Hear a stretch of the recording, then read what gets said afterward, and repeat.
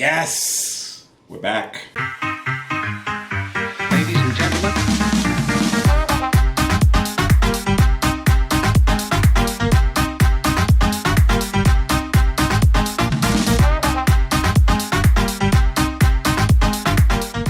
Hey, what's going on, everybody? It's your boy Will, and welcome back to the reviews. We are back. This is going to be the spoiler review, the very first review for Season 2, Episode 1 of The Legend of Vox Machina. This is entitled The Rise of the Chroma Conclave. This will be a spoiler review for the very first episode of Season 2, and if you haven't watched it yet, go watch them. The first 3 episodes are available right now for your viewing pleasure. They're really good, and it's gearing up already to be a wild season. So if you're new here, hi, my name is Will, and I do geeky stuff on the internet. I do reviews, reactions, discussions, some gaming, some drinking. Usually just like to have a lot of fun. It's all wrapped around geekiness. So if that happens to be your bag and you're into that sort of thing from a geeky bear's perspective, subscribe to the channel. I'd really love the support, love to have you, and especially if you are a critter like myself, welcome. Hopefully you enjoy this review. But before we start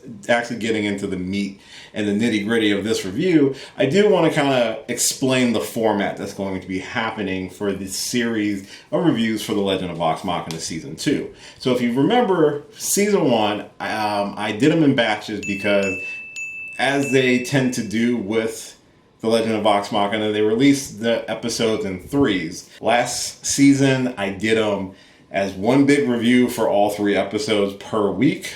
I've decided I'm going to try it. Let me know what you think in the comments.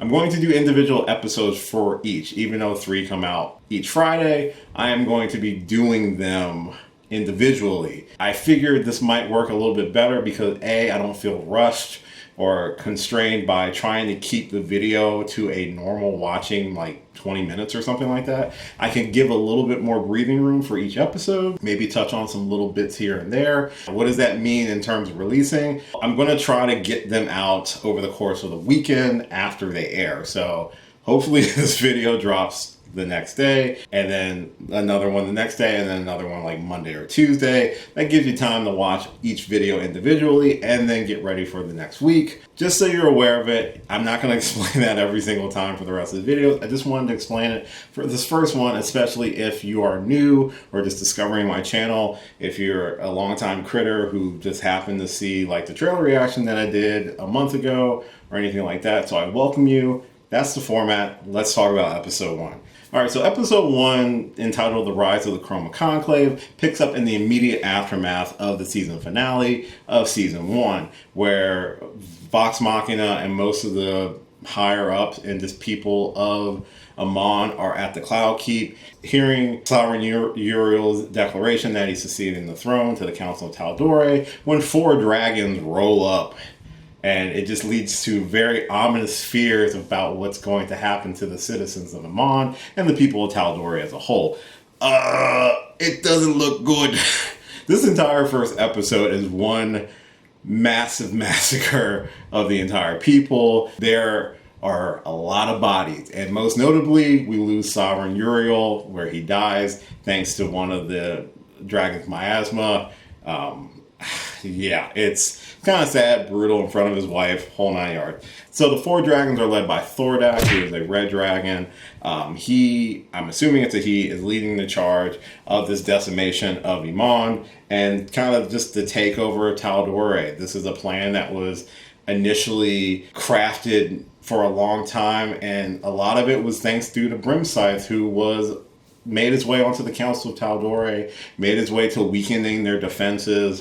If it wasn't for Vox Machina taking them out, who knows what would have happened, but it couldn't have been any worse than what we got here. There's also Vorgal, Raishan, and Umbrasyl are the other 3 dragons who make up the Chroma Conclave and who go and lay waste to the entire capital of Amon.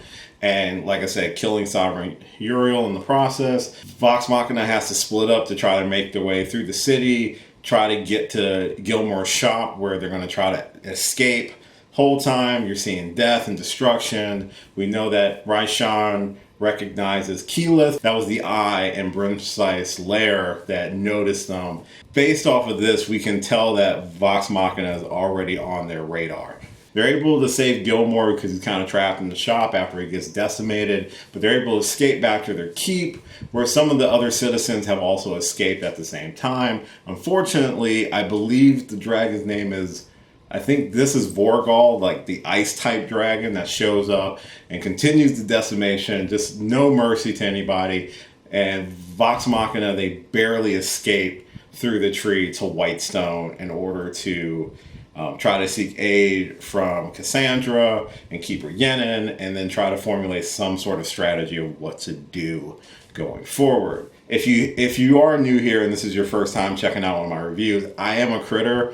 I came onto Critical Role's radar and became a fan about the latter half of Campaign 2 with the Mighty Nine, and I'm still currently watching The Bell's Hell. So I never watched the original Campaign 1 for Vox Machina where all of this has already taken place. So my understanding, my experience with Vox Machina and their adventures is all through the lens of the television show. Now, for better or worse, because I know they have to change some things, they have to condense some things down to make it more of a cohesive story and less improv in terms of telling the story the way that we're getting with the show.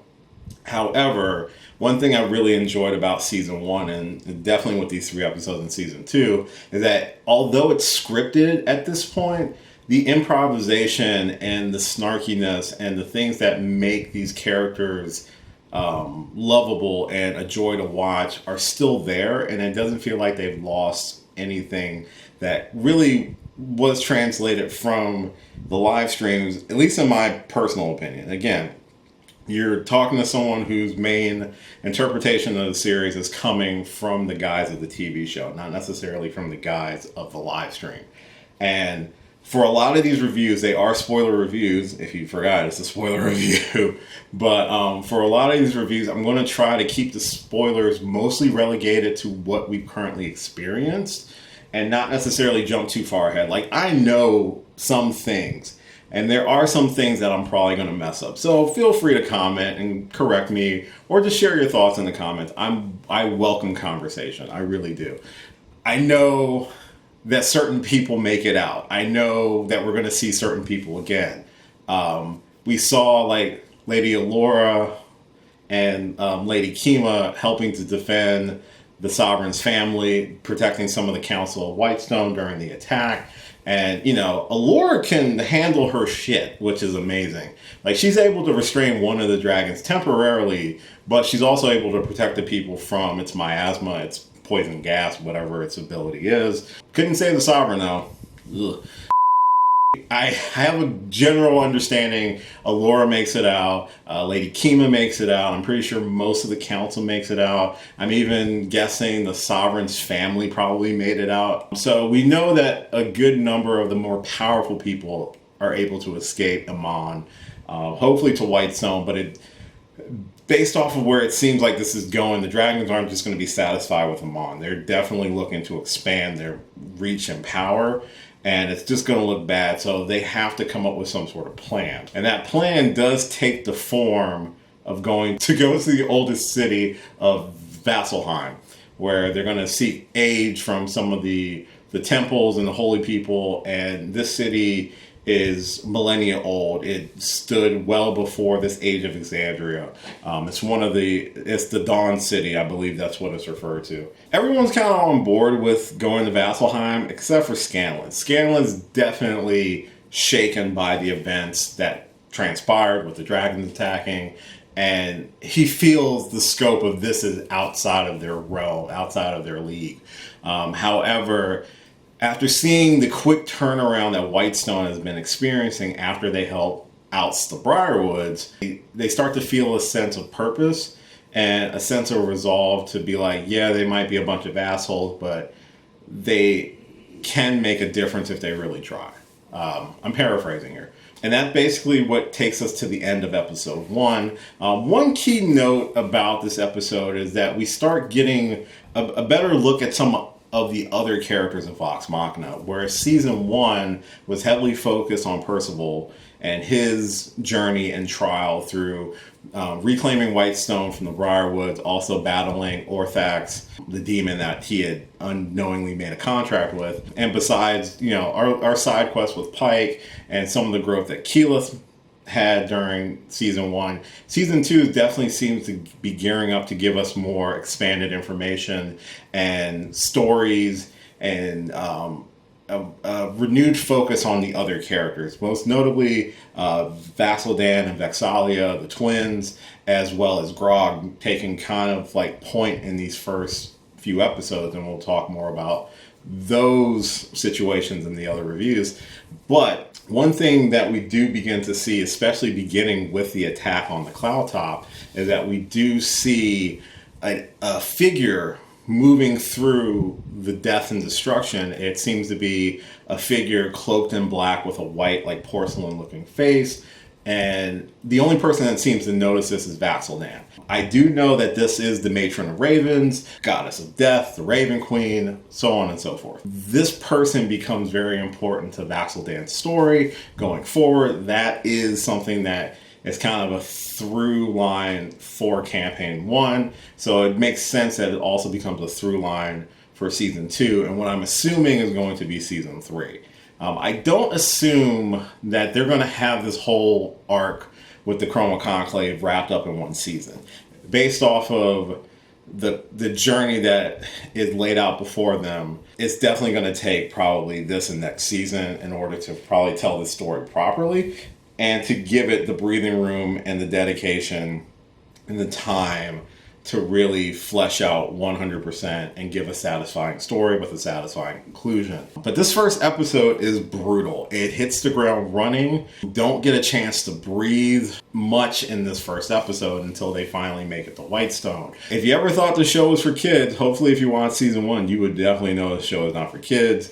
It does not shy away from the death and destruction in this first episode, how brutal and unforgiving the dragon's attack is on Amon, the toll and the death, like anybody is easily cannon fodder for this series. But overall, this first episode is really intense. I love how we're starting to get a much more grandiose story, where season 1 was very much kind of a personal story with a powerful enemy, but not a global threat. These dragons of the Chroma Conclave serve as a global threat to Iman and all of Tal'Dorei. And so it's up to these group of assholes to kind of do their thing. That's episode 1 of The Legend of Vox Machina Season 2, The Rise of the Chroma Conclave. So let me know your thoughts on episode 1 in the comments down below. Like I said, episodes 2 and 3 will have their own separate reviews. Look forward to those. I will be doing those tonight, and they should hopefully be dropping over the course of this weekend. So look forward to that. Thank you so much for checking out this first video. It is good to be back. It's good to be back talking to Legend of Vox Machina with you all. I really enjoyed season 1. I'm super excited for season 2. It's definitely amping up everything to the next level. We've got a lot larger, grandiose story that we're going to tell, and we've got some interesting stuff that the crew is going to have to do. So I'm definitely looking forward to it, especially with some of the knowledge that I have going forward.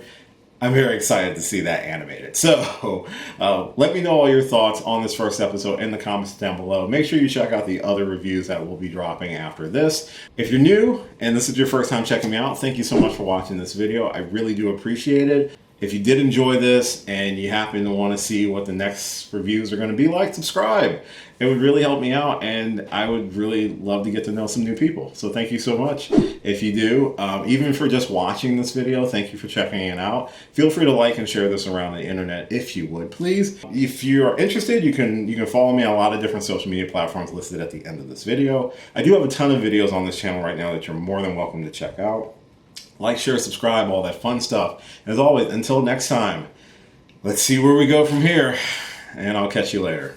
Hey, thanks for watching this video. If you did like this video, why not give me a thumbs up and share it with your friends? You can subscribe to the channel by clicking on my gorgeous little face right over there. You can follow me on all the various social media platforms right below. And last but certainly not least, if you've got a few extra minutes, why not check out one of the lovely videos floating right over here. Later.